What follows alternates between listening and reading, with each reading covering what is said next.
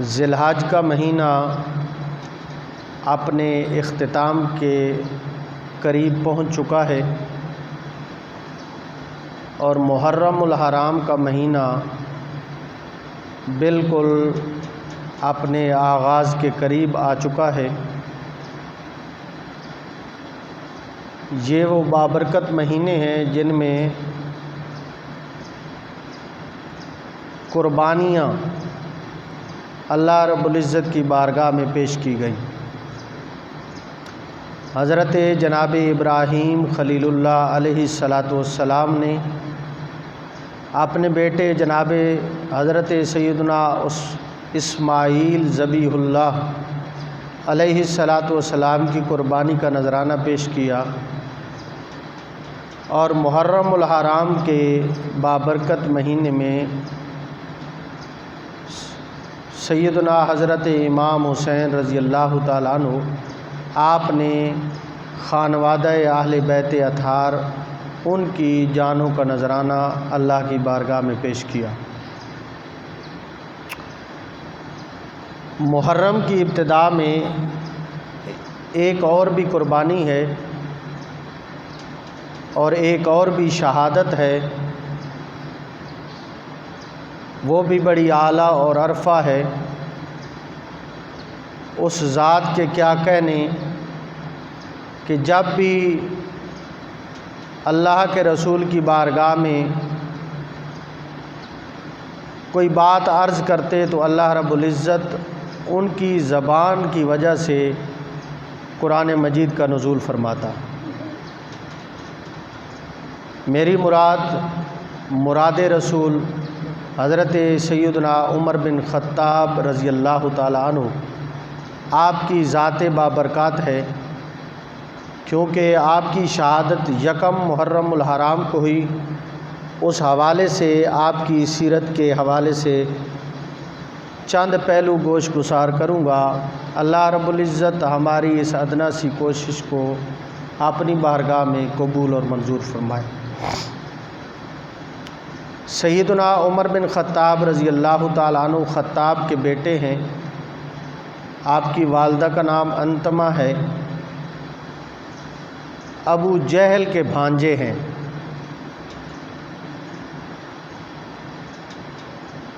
بعض روایات میں یہ موجود ہے کہ آپ 40ویں وہ شخص ہیں جو مردوں میں ایمان لائے، اور بعض میں یہ ہے کہ 40 افراد ایمان لا چکے تھے اور آپ 41ویں نمبر پر ایمان لے آئے۔ حضرت سیدنا عمر بن خطاب رضی اللہ تعالیٰ عنہ شروع اسلام میں آپ اسلام اور بانی اسلام کے سخت ترین دشمن تھے۔ حضور نبی رحمت صلی اللہ تعالیٰ علیہ وآلہ وسلم نے اللہ کی بارگاہ میں خصوصاً یہ دعا فرمائی تھی کہ اللہم اعز الاسلام بے عمر بن الخطاب رضی اللہ تعالیٰ عنہ۔ حضور نبی رحمت صلی اللہ تعالیٰ علیہ وآلہ وسلم نے اللہ کی بارگاہ میں یہ خصوصاً دعا ارشاد فرمائی تھی کہ مالک کائنات اسلام کو عمر بن خطاب سے عزت عطا فرما۔ تو جس کے لیے اللہ کا رسول دعا کرے وہ کبھی اسلام سے محروم ہو سکتا ہے؟ تو یہ تھے تو اسلام کے بڑے دشمن، لیکن جب اللہ کے اس آخری رسول اللہ کے محبوب کی وہ نورانی ید اللہ والے ہاتھ جب اٹھے تو اللہ رب العزت نے جناب عمر کو اسلام کی دولت سے مالا مال فرمایا۔ تو حضرت سیدنا عمر بن خطاب رضی اللہ تعالیٰ عنہ آپ کے فضائل دیکھے جائیں تو وہ بھی بے شمار نظر آتے ہیں، آپ کے کمالات کو دیکھا جائے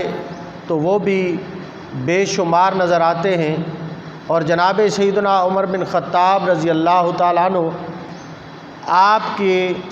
عدالت کے لحاظ سے آپ کی ذات بابرکات کو دیکھا جائے تو وہ بھی بے مثل اور بے مثال نظر آتی ہے۔ آپ خود ارشاد فرماتے ہیں کہ میرا باپ خطاب مجھے اگر 10 اونٹ بھی دیتا تھا نا تو وہ مجھ سے سیدھے کھڑے نہیں ہوتے تھے، لیکن جب سے آمنہ کے لال کے ہاتھ میں یہ ہاتھ دیا ہے تو اللہ کے اس رب ہونے کی قسم جس کے قبضہ قدرت میں میری جان ہے، آج اس حبیب لبیک کے صدقے اللہ رب العزت نے مجھے 22 لاکھ مربع میل پر حکمرانی عطا فرمائی ہے۔ یہ وہ لوگ تھے جن کو شروع کائنات میں کوئی خاص جانتا نہیں تھا، کوئی جان پہچان نہیں تھی، لیکن جب اللہ کے رسول کی بارگاہ میں آ گئے اور اللہ کے رسول کی بارگاہ میں ہر چیز کو قربان کر دیا تو اللہ رب العزت نے یہ مقام عطا کیا کہ آج دنیا ان کے گن گاتی پھرتی ہے۔ یار کبھی ہم سوچیں اس متعلق کہ وہ کیسے لوگ تھے جو دنیا کو سامنے نہیں رکھتے تھے بلکہ اللہ اور اس کے رسول کو سامنے رکھتے تھے، جو دنیا کی پرواہ نہیں کرتے تھے بلکہ اللہ اور اس کے رسول کی پرواہ کرتے تھے۔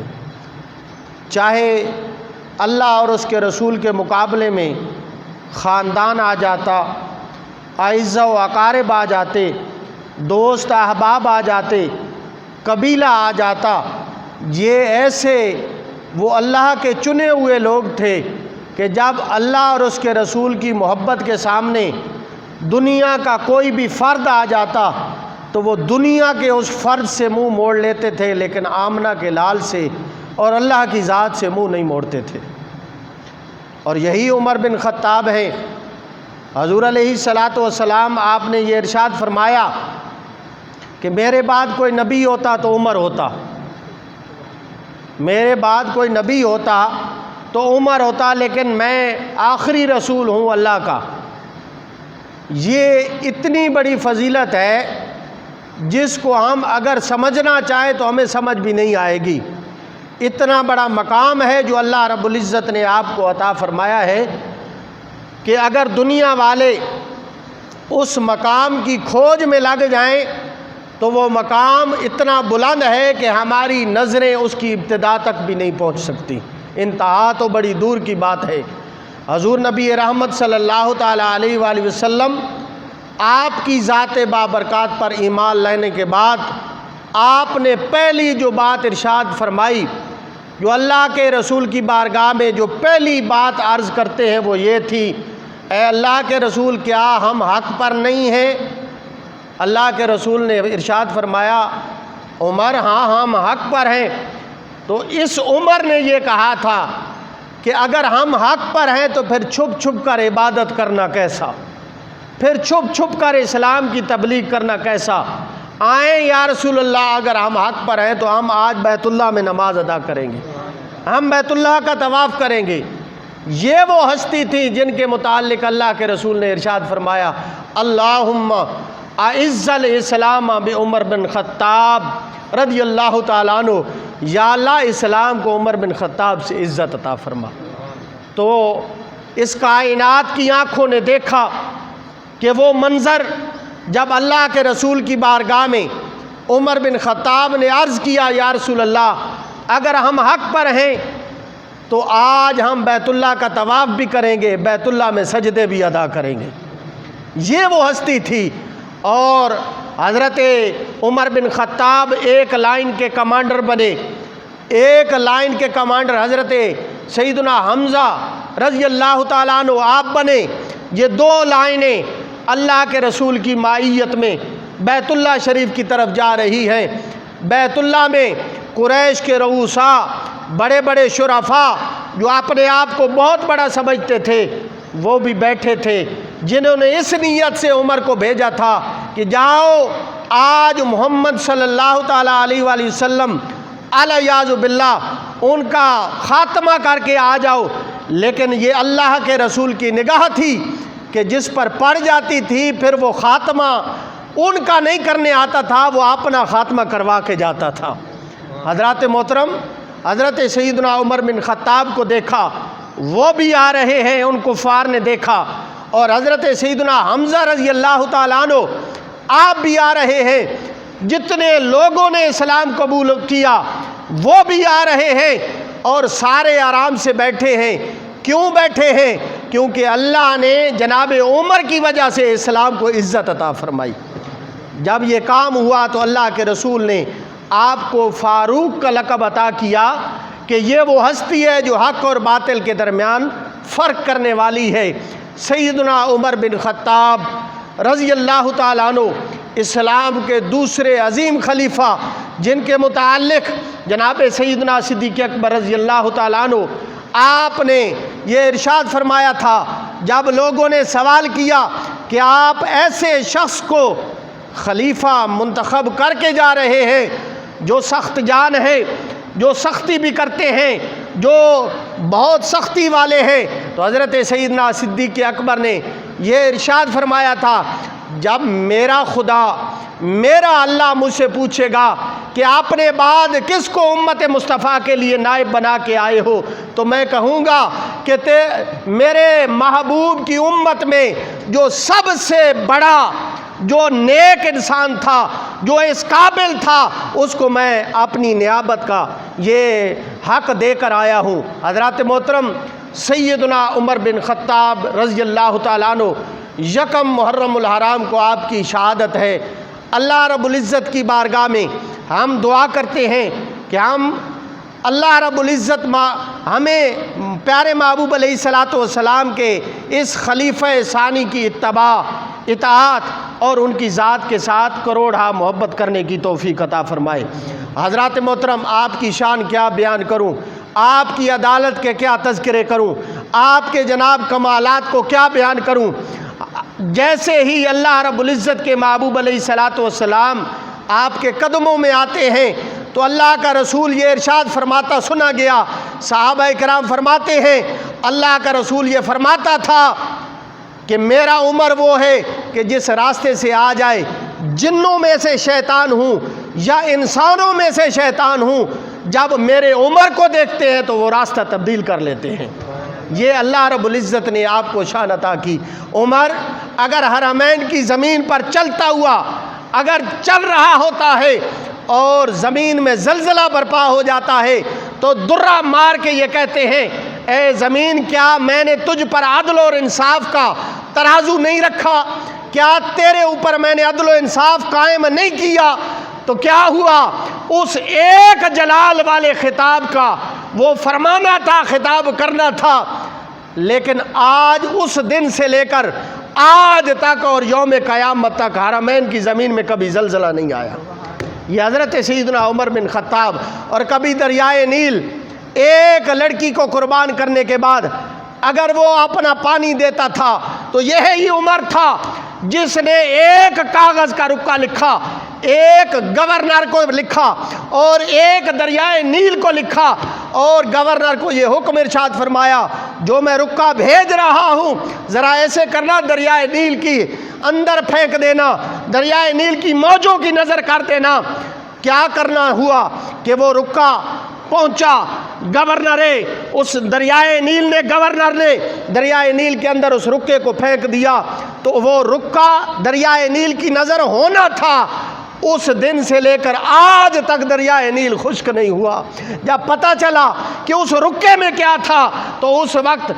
اس رکے میں لکھی ہوئی عبارت آپ سنیں، ایمان کو تازہ کریں۔ جناب سیدنا عمر بن خطاب نے لکھا تھا اے دریائے نیل، اگر تو اللہ کے نام پہ ہمیں پانی دیتا ہے تو دے، اگر تو اللہ کے نام پہ ہمیں پانی نہیں دیتا تو ہمیں تیرے پانی کی ضرورت نہیں۔ یہ وہ لوگ تھے جن کی زبان سے جب کلمہ حق نکلتا تھا اللہ رب العزت ان کے ان الفاظ کو بھی عزت عطا کرتا تھا۔ یہی وہ عمر تھا جب اللہ کے رسول کی بارگاہ میں آیا، یا اللہ، اے اللہ کے رسول، میں تیری بارگاہ میں یہ عرض کرتا ہوں شراب کے متعلق کوئی حتمی فیصلہ فرمائے۔ اللہ کی بارگاہ میں عرض کریں کہ مالک کائنات کوئی شراب کے متعلق حکم نازل فرمائے۔ یہی وہ عمر تھا جس کے اس کہنے کے اوپر اللہ رب العزت نے شراب کی حرمت کا حکم سنایا۔ یہی وہ عمر تھا جب ازواج مطہرات گھروں سے باہر نکلی تو اللہ کے رسول کی بارگاہ میں آ کر یہ عرض کنا ہوتے ہیں، اے اللہ کے رسول ذرا اللہ کی بارگاہ میں توجہ فرمائیں، مجھے یہ اچھا نہیں لگتا، آپ کی بیویاں ہوں، آپ کے آل بیت اطہار ہوں، آپ کے خاندان نبوت والے لوگ ہوں، اور گھر سے باہر نکلے اور لوگ انہیں دیکھیں، میرا دل گوارا نہیں کرتا۔ یہی وہ عمر تھا جب عرض کر رہا تھا اللہ رب العزت پردوں کی آیات نازل فرما رہا تھا۔ یہی وہ لوگ تھے جن کے الفاظ اللہ کی بارگاہ میں اتنے مقبول ہوتے تھے کہ اللہ رب العزت کی بارگاہ میں جب وہ عرض کرتے تھے اللہ رب العزت اپنے احکام نازل فرما دیتا تھا۔ اور اللہ کے رسول کو یہ فرماتے ہوئے صحابہ نے سنا کہ میرا عمر وہ ہے کہ 950 سال اگر میرے ملائکہ اللہ کے فرشتے، اللہ کہتا ہے کہ میرے فرشتے اگر میرے عمر کی وہ تعریفات کریں، اس کی خوبیوں کو بیان کریں تو وہ بھی ختم نہیں ہوگی۔ یہ حضرت عمر رضی اللہ تعالیٰ عنہ آپ کی ذات بابرکات، آپ کا دور خلافت، ایک بدو دور دراز سے مدینہ شریف کی طرف آ رہا تھا اور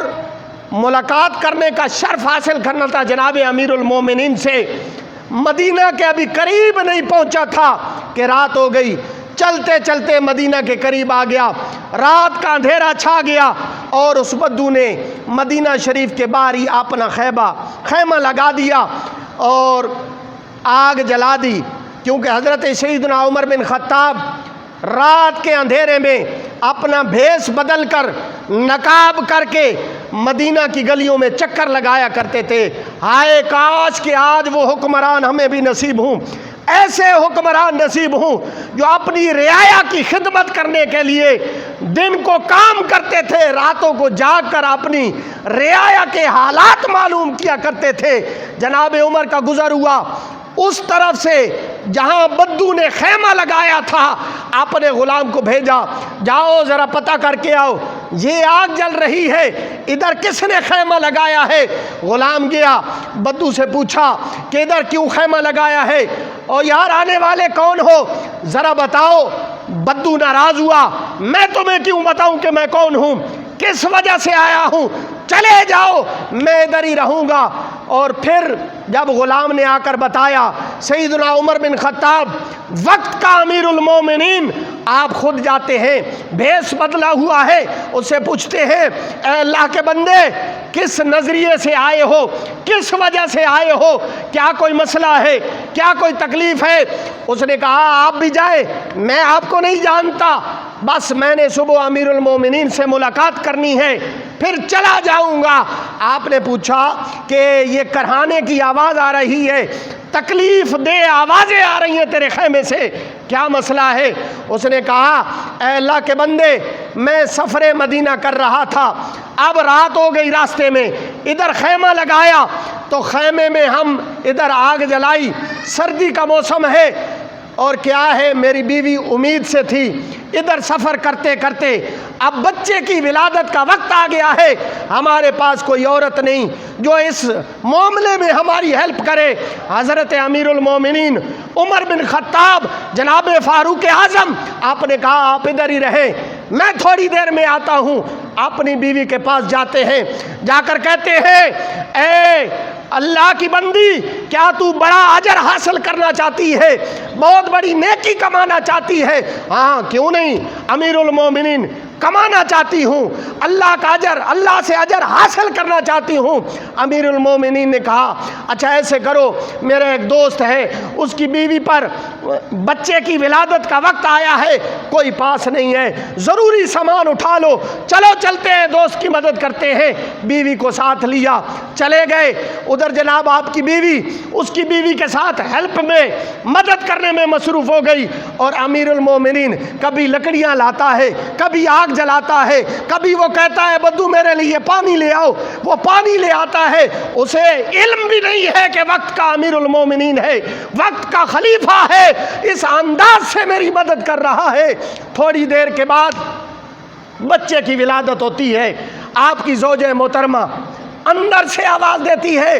یا امیر المومنین آپ کو مبارک ہو، آپ کے دوست کا بیٹا پیدا ہوا، جب منہ سے نکلا امیر المومنین، وہ بدو کانپ گیا، اس کے ہاتھ کانپنے لگے، یہ کیا ہوا؟ میری امیر المومنین خدمت کر رہے ہیں، یہ پانی جن کو میں نے کہا مجھے پانی پلاؤ، یہ وقت کا خلیفہ ہے،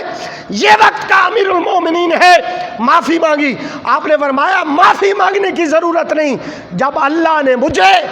آپ کی خدمت کے لیے آپ کے لیے منتخب فرمایا ہے تو یہ میری ڈیوٹی ہے کہ میں آؤں، اپنی رعایا کے احوال دیکھوں، اپنی رعایا کی خدمت کروں، اپنی رعایا کے حالات معلوم کروں، پھر ان کی مدد کروں۔ یہی وہ عمر تھا جو کہتا تھا کہ دریائے نیل کے کنارے کے اوپر ایک جانور بھی مردہ پایا گیا تو اللہ کی بارگاہ میں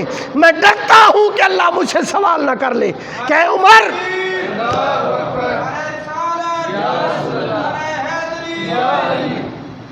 یہ وہ لوگ تھے، یہ وہ شخصیات تھیں جن کو اللہ رب العزت نے اتنا مقام عطا کیا تھا۔ کیسے عطا ہوا؟ انہوں نے اللہ کی بارگاہ میں عاجزی پیش کی، انکساری کو لائے، اللہ کی بارگاہ میں محبوب علیہ الصلوۃ والسلام کی اطاعت کو پیش کیا۔ حضرت محترم حضرت امیر المومنین عمر بن خطاب رضی اللہ تعالیٰ عنہ مسجد نبوی سے باہر نکلے، لوگوں کو سنا، لوگ کہہ رہے تھے یہ جن کا نام عمر ہے نا، جو ہمارے امیر المومنین ہیں، یہ بڑے نیک آدمی ہیں، بڑے اچھے انسان ہیں۔ آپ گھر گئے، گھر والوں میں بھی یہی گفتگو جاری تھی، یہ امیر المومنین عمر بن خطاب جن کا نام ہے، یہ بڑے اچھے انسان ہیں، بڑے نیک انسان ہیں۔ آپ رات کے اندھیرے میں، آدھی رات کا وقت تھا، حضرت حذیفہ بن یمان کے پاس تشریف لے گئے۔ اور آپ کو بتاتا چلوں، حضرت حذیفہ بن یمان وہ شخص تھے جن کو حضور علیہ الصلوۃ والسلام نے اپنے راز عطا کیے تھے، اپنے راز عطا کیے تھے، حضور کے رازدان سمجھے جاتے تھے، اور صحابہ کرام اس شخص کے جنازے میں شریک ہوتے تھے جس شخص کے جنازے میں حذیفہ بن یمان شریک ہوتا تھا۔ تو حضرت عمر بن خطاب آدھی رات کے وقت حذیفہ بن یمان کے پاس جاتے ہیں، دروازہ دستک دیتے ہیں، حذیفہ بن یمان باہر تشریف لاتے ہیں، سامنے دیکھتے ہیں، وقت کا خلیفہ ہے، عرض کرتے ہیں یا امیر المومنین، مجھے حکم دیا ہوتا میں حاضر ہو جاتا، یہ غلام، اس کے در پر اللہ رب العزت نے مجھے عزت اور عظمت سے نوازا ہے، حکم ارشاد فرمائیے۔ امیر المومنین آپ نے یہ ارشاد فرمایا میں اس وقت حذیفہ بن یمان کے در پر امیر المومنین بن کے نہیں آیا، ایک عام شخص اور سوالی بن کر آیا ہوں۔ اندر لے گئے، بٹھایا، خدمت پوچھی، نہیں میرا ایک سوال ہے، ذرا مجھے بتائیے۔ میں مسجد نبوی سے نکل رہا تھا، لوگ کہہ رہے تھے عمر بڑا نیک شخص ہے، میں گھر گیا، گھر والے بھی کہہ رہے تھے عمر بڑا نیک شخص ہے، بڑا اچھا انسان ہے، یار تو مجھے بتا نا، تو حضور کا رازدان ہے، حضور کا رازدان ہے، صحابہ جس شخص کے جنازے میں تو شامل ہوتا ہے، صحابہ اس شخص کے جنازے میں شامل ہوتے ہیں، ذرا مجھے بتا، حضور نے تجھے منافقوں کی لسٹ دی ہے، منافقین لوگوں کے نام بتائے ہیں، یہ بھی منافق ہے، یہ بھی منافق ہے، یہ بھی منافق ہے۔ صحابہ کہتے ہیں حذیفہ بن یمان کسی جنازے میں شریک نہ ہوتا ہم سمجھ جاتے یہ منافق شخص کا جنازہ ہے، یہ منافق شخص کا جنازہ ہے۔ عمر کہتے ہیں حذیفہ تجھے تیرے رسول کی قسم ذرا مجھے بتا، اس لسٹ میں میرا تو نام نہیں آیا، میرا تو نام نہیں آیا، یہ وہ وقت کے امیر المومنین تھے، سارا کچھ اللہ اور اس کے رسول کی بارگاہ میں قربان کر کے اپنے اعمال پر فخر نہیں کرتے تھے، بلکہ صحابہ سے پوچھتے تھے میں نے یہ کام ٹھیک کیا، میں تو گناہ گار ہوں، مجھے لوگ نیک کیوں کہتے ہیں، میں تو بڑا گناہ گار ہوں۔ آؤ اس وقت کے امیر المومنین پر جو لوگ یہ اعلان کرتے پھرتے ہیں انہوں نے ناجائز خلافت پر قبضہ کیا، آج میں آپ کو ایک آخری بات بتانے چلا ہوں، اللہ کے اس رسول کے خلیفہ کی بیٹی حضور علیہ الصلوۃ والسلام کی بیوی ہے، حضرت سیدہ حفصہ رضی اللہ تعالیٰ عنہ اور حضور کی بیٹی جناب سیدہ طیبہ فاطمہ الزہرا رضی اللہ تعالیٰ عنہ،